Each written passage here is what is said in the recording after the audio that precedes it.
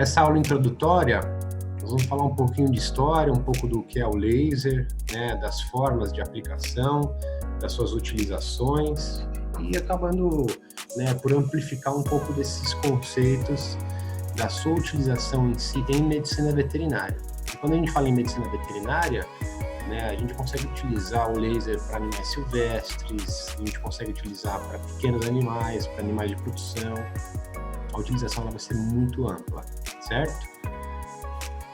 Então, laser terapia. Então, nada mais é do que a sigla, né, de Laser Light Amplification by Stimulated Emission of Radiation. Então, quando a gente fala de laser, nada mais é do que a amplificação da luz por estimulação da emissão da radiação.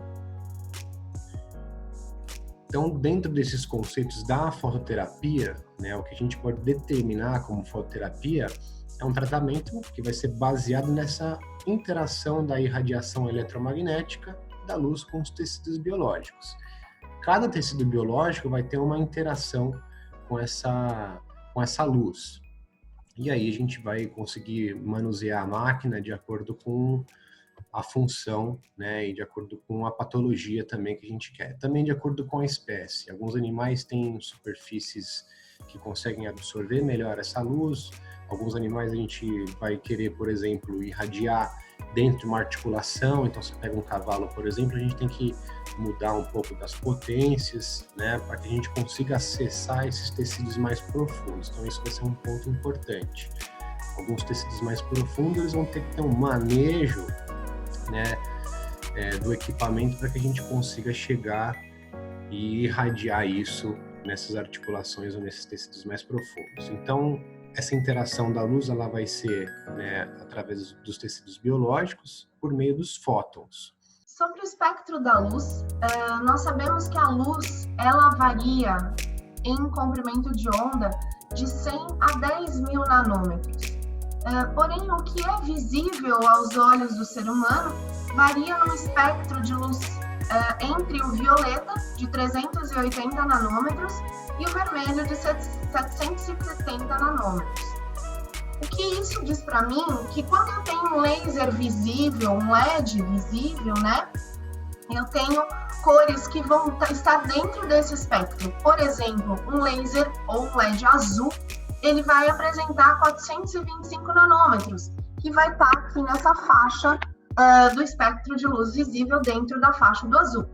Já o verde tem 532 nanômetros, que está aqui nessa faixa também. E o vermelho, que é um laser que é tanto usado, ele vai estar na faixa de 630 a 635 nanômetros, aqui ainda no espectro visível. Quando eu vejo esse gráfico aqui, eu consigo observar que a luz do laser vermelho ele tem uma penetração menor do que a do laser infravermelho, ou seja, quanto maior o meu comprimento de onda, maior a minha penetração no tecido. Isso também é um ponto muito importante na hora da gente decidir qual laser utilizar para cada tratamento. Então, um laser que eu vou trabalhar uma cicatrização, uma ferida bem superficial, eu posso usar o laser na faixa do vermelho. Se eu for tratar um paciente que tem uma alteração de uma osteoartrite, por exemplo, eu já vou ter que usar um laser infravermelho. Aqui, ó, de 780 a 940 nanômetros, ele penetra mais profundamente no tecido. Então, além disso, né, além dessa penetração, diferença do quanto o laser vai penetrar, eu tenho que saber que cada cor tem uma penetração diferente.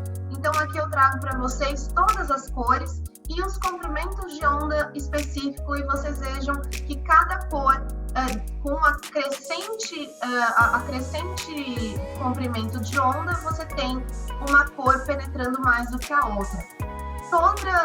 Outro artigo muito interessante do Hemblin, que é um grande pesquisador da área de laser, né? Ele é um pesquisador de Harvard que tem inúmeras publicações excelentes. Então, ele fala um pouco sobre a fotobiomodulação cerebral. Então, ele faz uma revisão aqui nesse trabalho de 2018 que é o que a gente fala hoje sobre a fotobiomodulação transcraniana. A gente tem, então, como publicado já, mais ou menos desde 2004 ou 2006, eles vêm publicando sobre laser para tratamento do sistema nervoso central. Ele fala sobre a melhora da função metabólica cerebral, o estímulo da neurogênese e da sinaptogênese, a regulação dos neurotransmissores, fornecer a neuroproteção por meio de biosinalizações anti-inflamatórias e antioxidantes. Em humanos, eles têm usado para tratar pacientes com demência, com Parkinson, com derrame, com trauma cerebral e depressão. Então, eu trago para vocês o caso do Spike. O Spike é um dálmata de 11 anos e ele tem osteoartrite muito severa nos quadris. Então, aqui a gente está aplicando laser infravermelho. Eu priorizo o laser infravermelho em todas as minhas condições articulares, osteoarticulares. Então, eu aqui estava aplicando o cluster com cada diodo 7 joules de infravermelho, né? Nesse caso, eu não usei laser vermelho associado, somente um total de 21 joules para todos os meus lasers infravermelhos, os 3 diodos em conjunto. Aqui a aplicação do laser em um hedgehog que tem uma doença chamada síndrome de Wobbly. A síndrome de Wobbly é uma degeneração do sistema nervoso como um todo, principalmente na região de medula. Então o animal vai paralisando como se fosse uma mielopatia degenerativa. E a gente tem a aplicação do laser dessa forma, como uma forma de retardar o processo degenerativo desse paciente. Então, é importante essa aplicação para a gente evitar a progressão da lesão nesse caso. Nesse caso, eu usei laser também infravermelho. A aplicação foi de 4 joules por ponto. Aqui, aplicando o cluster dessa forma, eu não aplico 2 no animal menor, não aplico 3, eu aplico 2 vezes o cluster. Nesse caso, eu apliquei o cluster com cada ponto, cada diodo tinha 5 joules, então 15 joules no total, fazendo para um cão. Esse era o Kiko, ele tinha menos de 1 ano de idade, ele tinha uma necrose asséptica da cabeça do fêmur e foi feito a colocefalectomia. Então, usando laser para diminuir a inflamação local no pós-operatório. Aí, então, a gente está aplicando um total de 15 joules por cluster, né? Num total de 30 joules em cada articulação, já que eu vou aplicar 2 vezes o cluster, sendo novamente o comprimento de onda infravermelho. Esse é um outro caso de ferida também, um lobo atropelado, onde nós também utilizamos o laser para cicatrização das feridas.